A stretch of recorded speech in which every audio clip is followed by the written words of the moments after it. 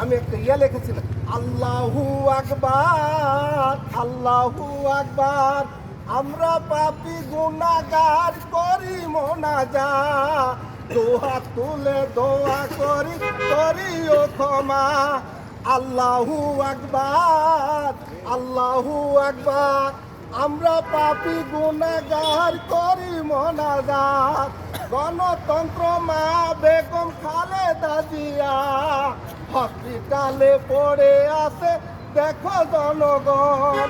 আল্লাহু আকবার, আল্লাহু আকবার, আল্লাহু আকবার, দুহাত তুলে দোয়া করি, করিও ক্ষমা। আল্লাহু আকবার, আল্লাহু আকবার।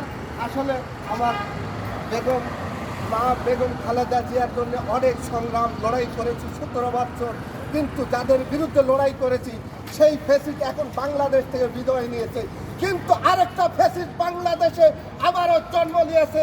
তা আমাদের সাথে লড়াই করার জন্য তাদেরকে নিয়ে লড়াই করেছিলাম, আজকে তারা আবার এই মাঠে তাদেরকে সঙ্গে নিয়ে আবার লড়াইয়ের মাঠে আমাদের সাথে প্রস্তুত হয়েছে। এই দুঃখ আর কোথায় ছিল আমাদের